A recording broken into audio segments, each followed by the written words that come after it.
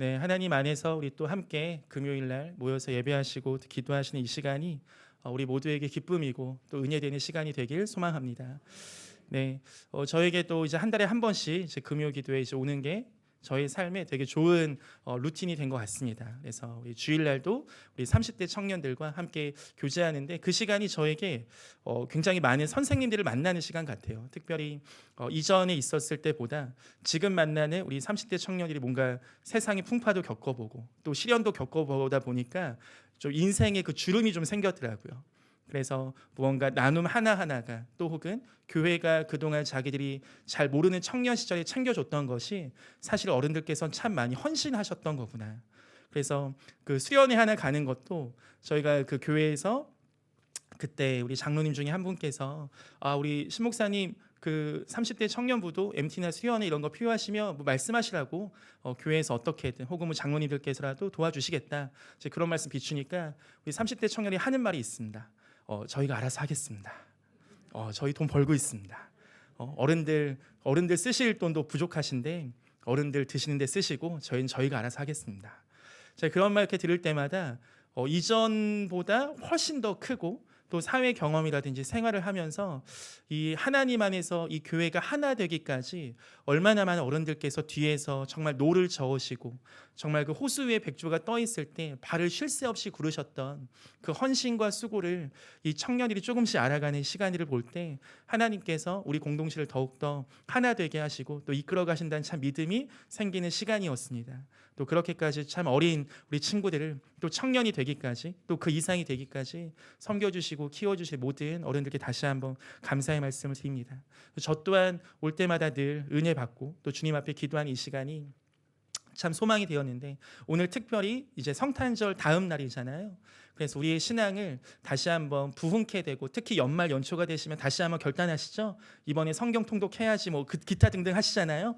필사 노트 끊어졌던 거 다시 한번 찾아보시기도 하고 이제 그런 시간들 속에 과연 우리의 신앙은 어디로 가는 것이 맞는가 또 우리가 지금 어떻게 가야 하는지를 좀 저의 삶을 돌아보면서 또 저의 마음을 좀 돌이켜보면서 좀 회개했던 내용들 같이 나누며 기도하고 싶습니다. 오늘 이 골로새에서 말씀은 다 아시겠지만 골로새 교회에게 쓴 바울 사도의 편지입니다. 사도행전을 많이 읽어보신 분들은 아시겠지만 골로새 교회를 바울 사도가 직접 사역한 적은 없습니다. 에베소 교회, 뭐 고린도 교회, 갈라디아 교회, 데살로니가 교회는 대부분 바울 사도가 개척을 했습니다. 그런데 이 골로새 교회는 바울 사도가 개척하지 않았어요.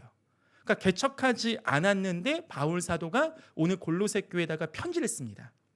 그러니까 이게 약간은 조금 다른 서신서에 비해서 조금의 특이점이란 그런 부분이죠. 왜냐하면 직접 개척했으면 그 마음에 뭔가 몽글몽글한 게 있잖아요.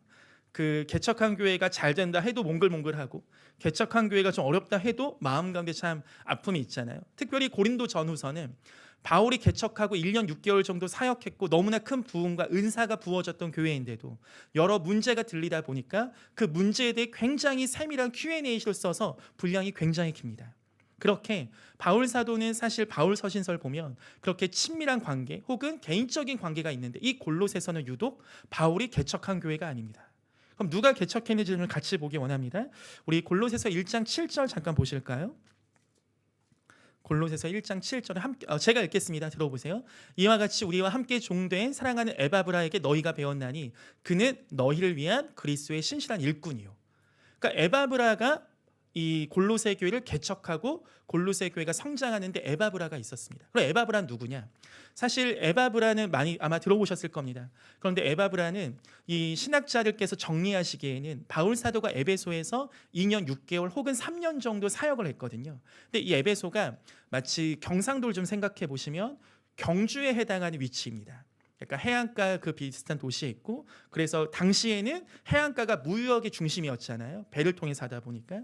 그러니까 그리고 이 골로새는 한 대구에 위치했다 생각하시면 됩니다. 거리야 160km 이렇게 걸리지만 터키라는 그 지역을 생각해 보면 그 거리가 우리의 생각하는 체감거리는 그 정도 된다 생각하시면 돼요. 즉 이 경주, 이 에베소에 복음을 전했던 바울 사도가 사도행전 19장에 아시아에 사는 자는 다 복음을 듣더라 이 말씀이 있거든요.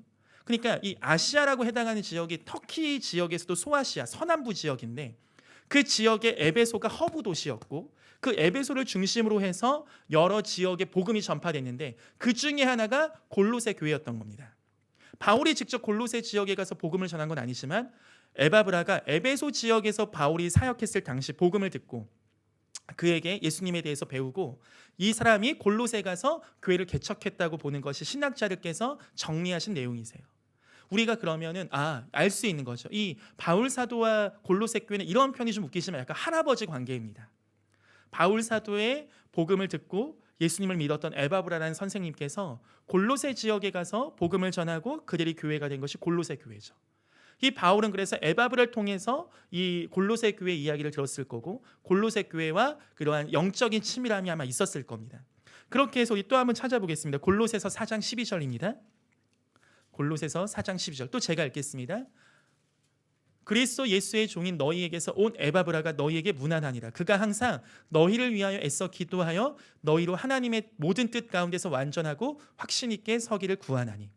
이 초반부와 후반부 1장과 4장에 동일하게 바울 사도는 이 에바브라를 통해서 이들의 복음을 들었고 교회가 개척이 됐고 또 이 에바브라가 개척한 것을 넘어서 바울 사도에게 계속하여 이 골로새 교회의 소식을 전했고 만날 때마다 골로새 교회의 기도 제목을 부탁하는 등 영적인 관계에서 이 골로새 교회는 굉장히 중요했던 교회였던 것 같습니다. 그러한 골로새 교회에 바울 사도가 어떤 이야기를 듣고 오늘 권면하는 내용을 쓴 게 골로새 교회입니다. 그렇다면 어떠한 내용이 있는지를 또 같이 보시기를 원합니다. 우리 골로새서 2장 1절입니다. 골로새서 2장 1절 또 제가 읽겠습니다. 내가 너희와 라오디게아에 있는 자들과 물은데 육신의 얼굴을 보지 못한 자들을 위하여 얼마나 힘쓰는지를 너희가 알기를 원하노니. 여기서 보시면 바울이 고백하죠. 너희는 직접 내 얼굴을 보지 못했지라고 얘기합니다. 우리가 라오디게아 교회 혹시 기억나시죠? 요한계시록에 나온 7가지 교회 중에 하나. 이 골로새 교회가 라오디게아 근처에 있다고 생각하시면 됩니다. 그러니까 이 비슷한 영적인 기류와 비슷한 어떤 공동체적 특성을 갖고 있다고 볼 수 있습니다. 이 라오디게아 골로새 교회 이 지역에 이 바울 사도가 직접 개척하지 않았지만 바울 사도가 문안하면서 이들 가운데 다시 한번 권면하고자 하는 내용 중에 핵심이 오늘 읽었던 바로 골로새서 1장 13절부터 20절 나와 있는 우리가 다시 한번 본문 돌아가시면 여기서 계속 반복되는 게 누구냐면 그예요. 그. 우리가 잘 알겠지만 그는 바로 하나님의 아들 예수 그리스도이시죠. 그럼 우리가 생각해 볼 때 이 교회가 이미 개척이 됐고 이들이 여기서 보면은 크게 혼나는 이야기가 잘 나오지 않거든요. 근데 왜 예수님 다음에 신앙이 좀 더 성숙하게 되는 과정 속에 다른 걸 배워야 되지 않나? 다른 것이 필요하지 않나? 어떻게 성숙하는지, 어떻게 성화의 과정을 가는지, 혹은 고린도전서 후서에 썼던 세밀한 어떠한 삶의 규칙을 써줘야 되는 게 아닌가 하는데 오늘 바울 사도 유독 골로새 교회에게 너무나 기초적인 것 같고 너무나 처음에 에바브라에게 들었을 것 같은 그 예수님에 대해서만 계속 강조하고 있어요. 초반부터. 왜 그런가 봤더니 2장으로 넘어가 보시면요. 2장 16절 가보시죠. 2장 16절 여기서 이렇게 표현이 나옵니다. 그러므로 먹고 마시는 것과 절기나 초하루나 안식일을 이유로 누구든지 너희를 비판하지 못하게 하라. 골로새 교회의 몇 가지 문제 중에 하나가 이 부분이었대요. 비판을 받는 거죠. 누가 비판을 받냐? 이 바로 먹고 마시는 것, 절기, 초하루, 안식일로 인하여 어떠한 그리스도인들이 골로새 교회에서 비판을 받는다는 겁니다. 이 먹고 마시는 거 우리가 알지만 레위기에 나오는 정한 것과 부정한 것 아시죠? 이건 먹으면 되고 이건 먹으면 안 되는 거.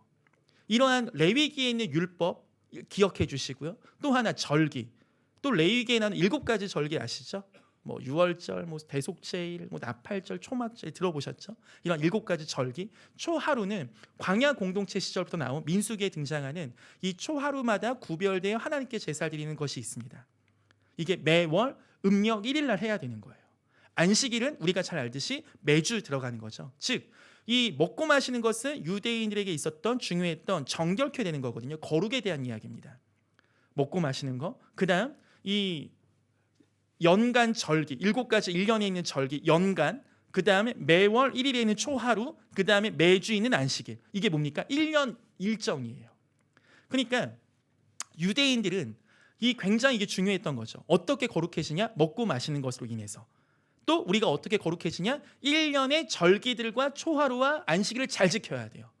이걸 안 지켜? 그러면은 잘못됐다고 얘기하는 겁니다. 어디서? 골로새 교회 안에서. 이게 유대교회에 있었던 이 흐름과 사상이 아직도 초대교회였던 골로새 교회 안에 침투해 있어서 이게 벗어나지 못한 거죠. 그러니까 자유하지 못하고 이 거룩의 개념이 아직도 내가 무엇을 먹고 마시는 것으로 정리가 되고 있는 거예요. 근데 우리 예수님께서 정리하셨잖아요. 우리 입으로 들어가는 것이 우리를 거룩게 하는 게 아니라 너희 마음에서 나오는 것이 너희를 더럽게 한다고. 이 먹고 마시는 문제는 예수님께서 거룩의 문제는 십자가에서 완전히 해결하신 줄 믿습니다. 그러니까 우리가 오늘 순대 곱창을 먹을 수 있는 겁니다. 제가 오늘 순댓국을 먹었는데 원래 먹으면 안 됩니다. 네, 죄예요. 죄 원래는. 구약에서만 레위기라면 먹으면 안 됩니다. 그런데 이것을 먹어도 되는 이유는 하나님께서 아들 예수님을 보내셔서 더 이상 먹고 마시는 우리의 어떠함이 아닌 하나님의 아들 예수 그리스도께서 우리의 모든 죄를 십자가로 대속하시고 대가를 모두 지불하셨기 때문에 우리에게 구원이 있어서만은 그 어떤 다른 플러스 알파가 아닌 오직 예수의 십자가를 믿는 믿음, 그분께서 우리를 위해서 죽으시고 3일 만에 부활하신 그 예수 십자가의 보혈을 믿는 믿음으로 말미암아 우리 가운데 구원의 자유함이 오직 부어진 줄 믿습니다. 그것을 믿을 때 주 앞에 나아갈 수 있는 거죠. 내가 오늘 순대를 먹었으면 못 나가겠습니다가 아닌 거예요. 그러니까 우리 순대 곱창 드실 때마다 정말 감사의 기도를 꼭 하시기 바랍니다. 네.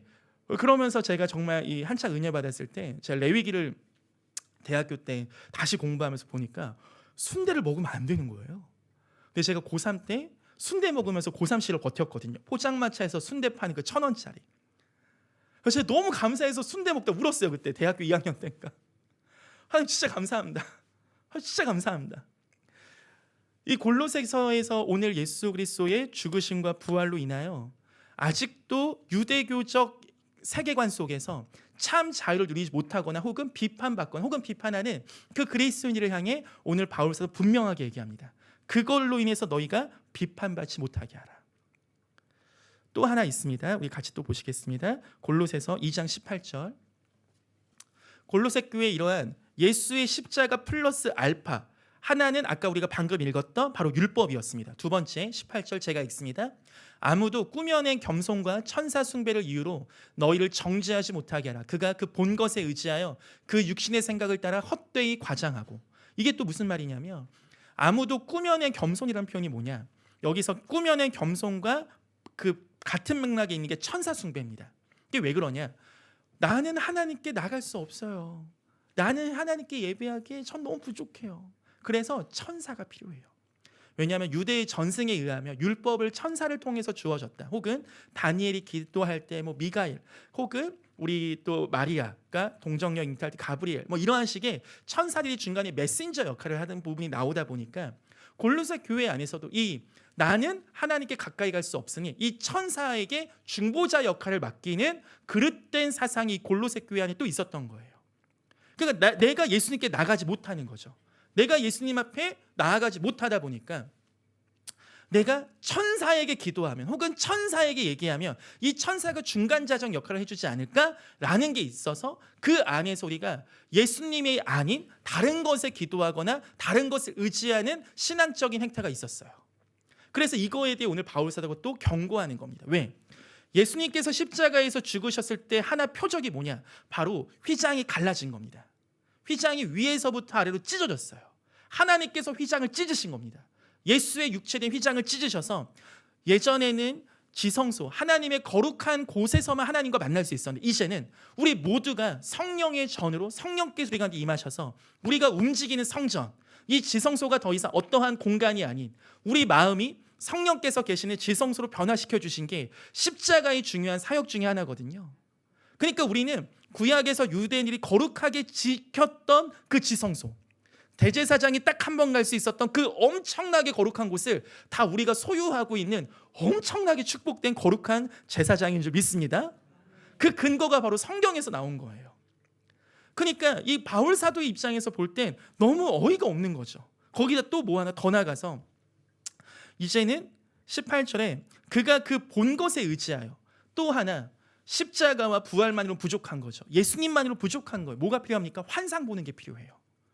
내가 이걸 봤어 하는 순간 넌 봤어? 나 못 봤는데 영적인 권위가 올라가서 그걸로 요새 말로 하는 가스라이팅, 내가 이거 봤어, 이런 식으로 과장하고 사람의 연약함이 있다 보니까 그러니까 하나님의 말씀, 이 사도들이 전한 복음 외에 다른 자기가 개인적이고 주관적이고 무언가 봤다는 환상이 어느 순간 더 엄청난 근거를 갖게 됐습니다. 왜냐? 당시에는 신약이 정경화되기 직전이었거든요. 이 성경책이 정경화 작업을 아직 하지 않았어요. 그러니까 이렇게 66권으로 딱 떨어지지 않았습니다. 그러니까 이 성경의 권위 파트가 사실은 굉장히 지금보다는 더 낮았을 가능성이 많아요. 그러다 보니까 누가 보고 왔대. 어떤 김권사가 보고 왔대. 하나님 만났대. 그래서 그분이 이렇게 얘기했대. 그러니까 이 크리스찬적인 점쟁이들이 막 늘어나는 거죠. 이거에 대해 바울 사도가 지금 뭐 하는 거냐? 그 본 것에 의지하여 헛되이 과장하게 하는 거 놔두지 마라. 꾸며진 겸손과 천사 숭배로 예수님 플러스 알파 두는 거 하지 말라는 거예요. 바울 사도가 이거에 대해 비록 자기가 개척한 교회가 아님에도 불구하고 골로새 교회의 이러한 상황을 듣고서 강하게 얘기했던 건 너희가 그러니까 신앙적으로 더 성숙해야 되는데 그 성숙의 개념이 뭐냐? 바로 예수님만으로 돌아가는 거예요. 이단은 예수님 이야기합니다. 우리보다 어떤 면에서 예수님에 대해 더 많이 알고 있을 거예요. 왜냐? 신천지 아무나 될 수 있는 거 아닙니다. 시험 쳐서 100점 맞아야 돼요. 그러니까 이런 걔네가 우리보다 이런 성경 지식이나 공부, 물론 그릇되고 잘못됐지만 그들이 공부하고는 우리보다 훨씬 많을 수도 있어요. 그런데 그들은 거기다 계속 플러스 알파를 붙이는 겁니다. 이게 바로 이단의 가장 중요한 행태예요. 플러스 알파. 예수님만으로 부족한 거죠. 예수님만으로 안 되는 거예요. 그거에 대해 골로새 교회가 계속 그러한 방향으로 가다 보니 너희가 그래서 이 새로운 것 좀 배워봐. 너희가 그래서 이 트렌드한 것 좀 배워봐. 이렇게 가지 않으시고 바울 사도가 오늘 얘기하는 건 바로 다 없애. 그런 거에 속지 마. 예수님께로 돌아와. 이 메시지가 오늘 골로새 교회 가운데 바울 사도가 전하고 있는 말씀입니다. 또 하나 세 번째로 같이 보겠습니다. 골로새서 2장 21절 가보시죠. 또 제가 읽겠습니다. 골로새서 2장 21절. 곧 붙잡지도 말고 맛보지도 말고 만지지도 말라 하는 것이니. 이건 또 뭐냐면 당시에 있었던 금욕주의입니다. 당시 헬라 사상 가운데 여러 가지 사상이 있었는데 그 중에 하나가 금욕주의, 과도한 금욕주의. 그러니까 이러한 금욕주의를 통해서 더 자유함을 얻고 구원을 누리려고 하는, 이건 역시 예수의 십자가만으로는 부족하다고 나온 그 마음에서 플러스 알파가 되는 것 중에 하나였던 거죠. 이 율법주의, 그리고 이런 개인적인 체험과 환상과 천사에 대한 신비주의, 또 마지막 금욕주의. 이것이 골로새 교회를 오히려 신앙적으로 병들게 하고 있었던 여러 행태였습니다. 이거의 공통점은 뭐냐? 오늘 우리가 함께 나누고 싶은 건 예수만으로 불충분했던 골로새 교회 성도들의 마음을 오늘 바울 사도는 얘기하고 있습니다. 그래서 골로새서 1장 13절부터 20절 처음부터 바울 사도가 계속 얘기하는 건 뭐냐면 그가 우리를 흑암의 권세에서 건져내셨고 그가 사랑의 아들의 나라에 옮기셨고 그 아들을 우리가 속량 곧 죄사함을 얻으셨고 그는 보이지 않는 하나님의 형상이시요 모든 피조물보다 먼저 나신 자라고 가장 우월적인 분이라고 가장 위대하신 분이라고 예수님에 대해 얘기하고 있어요. 우리 한가람 교회 귀하신 성도님들 안에 예수님만으로 충분하십니까? 예수님만으로 충만하십니까? 만약에 우리 통장에 지금 돈이 없어지는 극단적 상황이라도 우리는 예수님만으로 충분하십니까? 아멘. 진짜 아멘이시죠? 네, 아멘 하신 분들 주님 다 기억하실 줄 믿습니다. 네, 제가 이걸 이 말씀을 준비하다가 제가 매주 토요일마다 사실은 저는 이제 여수나 포항이나 서산 이런 지역들을 갑니다. 특별히 전도사가 없거나 지방의 시골 교회들로 찾아가요. 그럼 이제 저희 딸은 아빠가 있잖아요. 근데 아빠가 없습니다. 월요일만 되면 애들끼리 8살이니까 학교에서 나 어디 갔다 왔어? 우리 아빠랑 어디 막 그런 얘기 하잖아요. 근데 얘는 아빠랑 갔다 온 적이 없는 거예요, 그냥. 그래서 이제 크리스마스는 비워놨죠, 제가. 성탄절은 내가 우리 가족끼리만 보낼게. 딸아, 뭐 하고 싶니 하니까 네가 원하는 모든 걸 내가 다 해주겠다. 자, 선물을 얘기해봐라 했더니 저희 딸이 갑자기 이렇게 얘기하는 거예요. 나는 아빠면 돼. 제가 그때 막 너무 울 뻔했잖아요. 아, 골로새서 말씀 이런 거구나. 막 묵상하고 있는데 아, 이런 거구나. 아빠로만 충분해. 이거는 거구나. 막 울컥울컥 하고 있는데 3초 만에 아, 아빠 생각났어. 아, 나 뭐가 필요해. 그래서 제가 그 짧은 3초가 마치 천국에 있던 3초였습니다. 오늘 아마 여러분의 이 아멘 하셨던 이 3초가 하나님께서 너무 기쁜 3초였을 줄 믿습니다. 저같이 마음이 좁은 인간도 저의 딸이 그렇게 아빠만으로 충분하다는 그 메시지 하나에 제 마음에 무언가 큰 감동이 몰려오는데 우리 위대하신 하나님께서 우리가 그렇게 고백들을 하나하나 하나님, 저 하나님만으로 충분합니다. 저 예수님만으로 충분합니다. 저 플러스 알파가 없어도, 저 플러스 알파를 하지 않아도 저 예수님 안에 참 자유합니다. 저 예수님 안에 정말 만족합니다. 사실은 우리의 신앙은요, 정말 주일학교의 신앙으로 돌아가야 될 때가 많은 것 같습니다. 사역을 하다 보니 저도 사역을 하다 보면 안 되잖아요. 실패하잖아요. 누군가를 만났을 때 늘 좌절하고 정말로 힘들 때 하나님께 기도하는데 막 답답함이 너무 큰 거예요. 내 마음대로 안 되고 아무것도 없는 거죠. 아무것도. 청년도 없고 같이 할 사람도 없고 개척해도 사람 모이지도 않고 힘든 거죠. 막 힘들다 하고 있는데 갑자기 그런 생각이 났습니다. 제가 고등학교 시절 딱 저를 보시면 제가 막 엄청 조용해 보이잖아요. 제가 엄청 조용합니다. 그리고 제가 누군가에게 막 해코지를 하거나 막 성질을 내거나 그런 캐릭터가 아닙니다. 그러다 보니까 고등학교 때도 항상 저를 가운데 두고 이렇게 싸우면 둘이 얘기 안 하고 저를 껴서 얘기했어요. 제가 중재자가 돼서. 그래서 이제 저는 늘 하던 일이 뭐냐면 이제 A하고 B가 싸우면 A 찾아가서 A가 뭐가 힘든지 들어보고 B가 또 만나서 B 뭐가 힘든지 들어보고 그런 거 이제 얘기하고 야 니네 이렇게 해야 되지 않겠냐 하는데 어느 순간 이 A랑 얘기를 하는데 B를 너무 좋아하는 게 느껴지는 거죠. B가 없으니까 재미가 없대요. 왜냐? 저는 재미가 없거든요. 그러니까 저랑 노는 그 A 친구는 C는 노는 재미가 없거든. 놀아도 재미가 없어요. 그러니까 나랑 노는 건 재미가 없어. B하고 놀아야 재미가 있어. 근데 B하고 싸웠어. 그러니까 너무 속상한 거예요. 그때 너무 서운한 거예요. 내가 나도 친구인데 같이 있는데 재미없다고 하니까. 근데 이 골로새 교회 골로새서 말씀 묵상하고 제가 사역을 하면서 실패감을 느끼고 패배감을 느끼고 저 때문에 공동체가 망한 것 같고 무언가 내 마음에 채워지지 않는 것 같고 그럴 때 기도하는 가운데 그런 마음 들더라고요.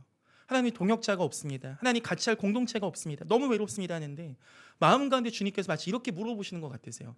너는 나 하나 갖고 안 되겠니? 너는 나 하나로 만족이 안 돼? 내가 있는데 네가 왜 외롭지? 내가 지금 네 마음속에 있는데 네가 누구 때문에 지금 힘든 거야? 나만으로 안 채워지니? 라는 그 질문이 엄청 저는 힘들다고 기도하고 하나님 그래서 동역자를 주세요.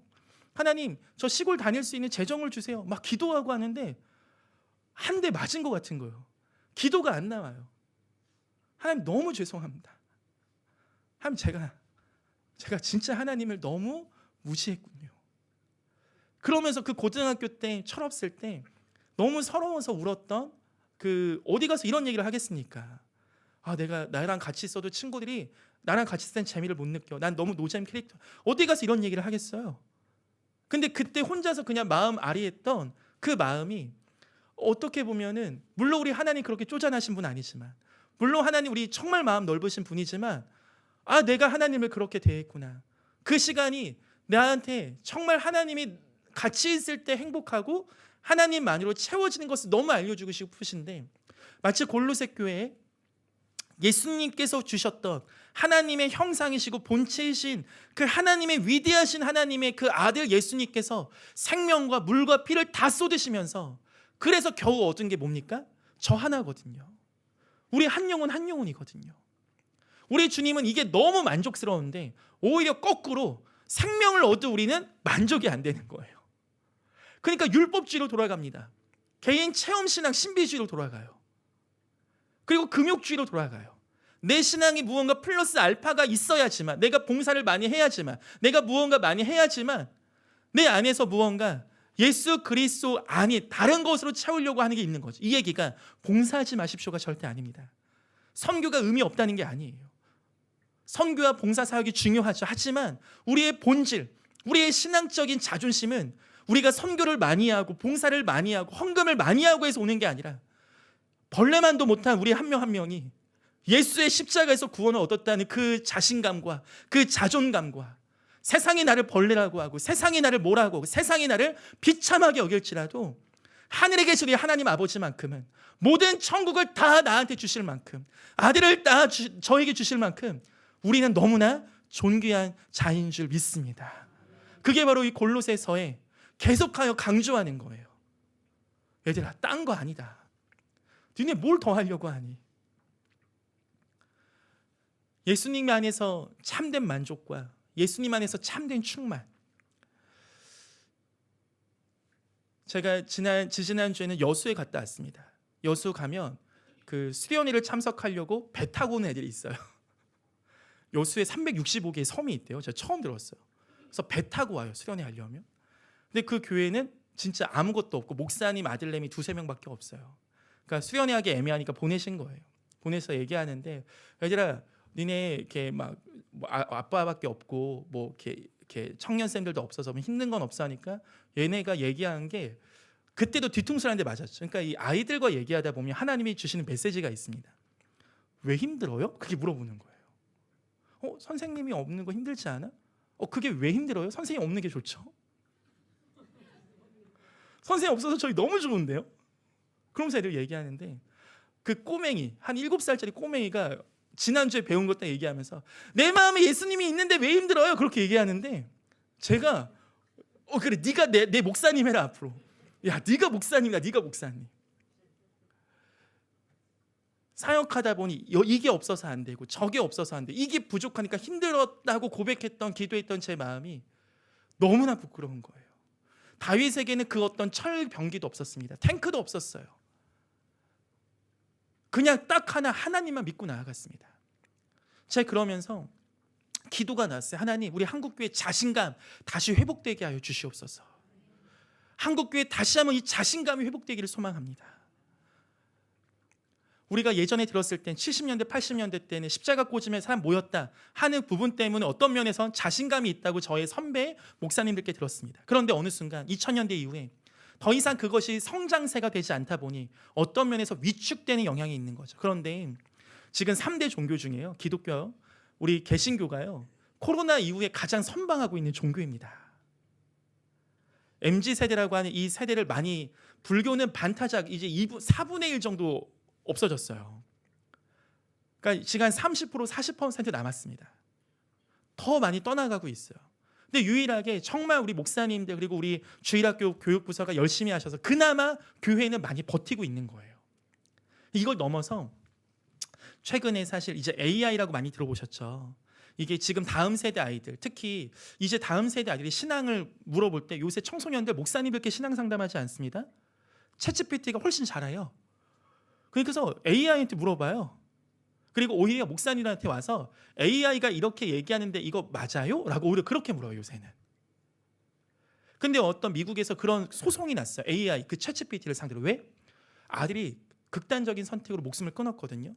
근데 걔 컴퓨터 기록을 보니까 챗GPT한테 물어본 거예요. 그 자살 상담을 챗GPT한테 한 거예요.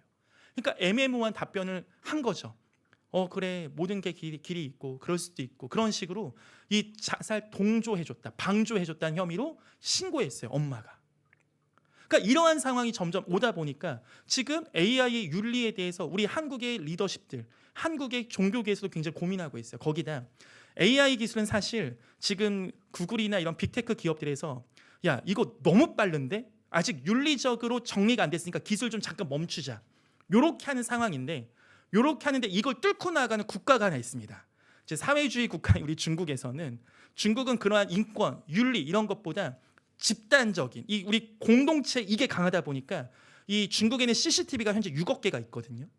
그리고 AI 기술이 탑재돼서 무단횡단 하잖아요. 그러면은 그 전광판에 제 얼굴이 뜬다고 해요. 이 CCTV 안면 인식까지 있어서 안면 인식 딱 되면 제가 무단횡단 하고 나면은 문자가 온대요. 당신 몇 월 며칠 무단횡단 했으니까 벌금 얼마 내시오. 이게 이제는 그냥 무슨 짓을 하든 다 보이는 거예요.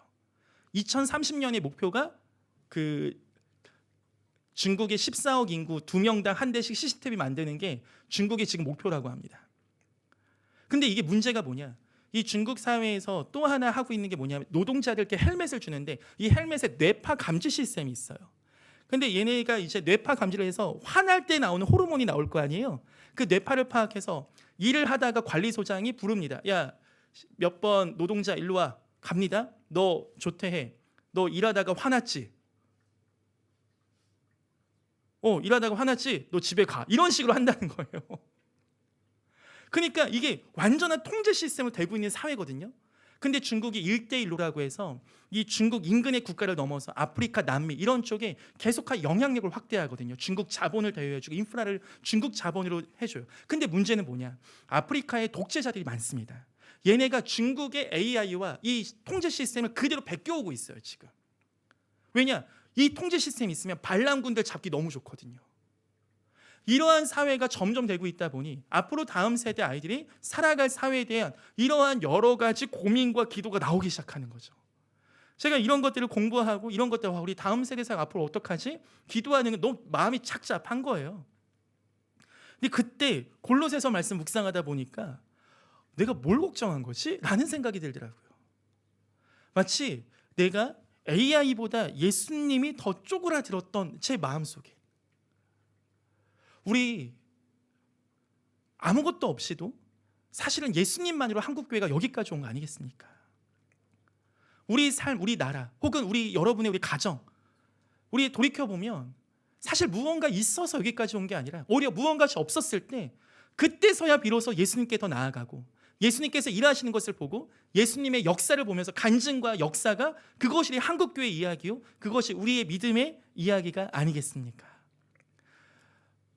마틴 루터가 종교개혁할 때 얘기했습니다. 부흥의 본질은 원래 하는 겁니다. 특별한 거 얘기한 게 아니에요. 성경으로 돌아간 겁니다. 그냥 성경대로 살자. 어쩌면 우리 삶에 신앙의 경력이 많아지고 경륜이 많아지면서 여러 가지 플러스 알파가 어느 순간 우리의 삶에 너무나 좋은 거였지만 그것이 예수님을 가리고 있지는 않은지 우리 함께 돌아보는 그런 기도의 시간이 되시기를 소망합니다. 그리고 누구보다 무엇보다 어린아이처럼 예수님 한 분만으로 만족이 되는 그 신앙이 우리 안에 참되게 정말 회복되어 우리의 매주 예배가 정말 예수님 한 분만으로 우리의 모든 행복이 부어지는 그 참된 감사. 마지막으로 우리가 추수감사절을 아시죠? 추수감사절의 그 기원이 미국에서 시작한 거지 않습니까? 사실 이 추수감사절 때 미국에서 처음 영국에서 건너왔던 그 청교도들이 미국이라는 그 척박한 땅에서 어떻게 살지를 모를 때 그때 원주민들이 와서 이것저것 도와줬다고 하잖아요. 그리고 나서 사실은 그해 첫 겨울에 보낼 때 이미 반이 죽었대요. 그때 넘어왔던. 그러니까 그 반이 죽고 나서 어떻게든 먹고 살고 해서 지나고 1년이 났을 때 너무 감사한 거예요. 뭐가 감사하냐 했더니 그때 이제 그 기록들을 보면 살아있어서 감사하다가 대부분입니다. 그러니까 첫 번째 추수감사절은 살아있어서 감사하다였어요. 우리 여기 계신 우리 성도님들 함께 좀 고백하면 좋겠습니다. 살아있어서 감사합니다. 살아있어서 감사합니다. 하나님이 우리를 지으셨다면 하나님이 지금 이 시간 우리 세포 하나 심장 하나 문제만 하나 생겨도 우리는 사실은 다 끝나가게 될 거죠. 근데 우리 하나님께서 오늘 우리 가운데 이 참된 회복 또 참된 신앙 그거의 가장 첫 번째 돌아갈 것은 예수님 한 분만으로 만족하며 그분으로 감사하며 그분으로 우리가 다시 시작할 수 있는 그러한 신앙이요 그러한 사역과 그러한 믿음이 우리 한가람 교회를 통하여 우리 한국교회 모든 곳에 우리 다음 세대 가운데 흘러가는 은혜가 되길 소망합니다. 우리 시간 함께 기도하는 시간 갖겠습니다.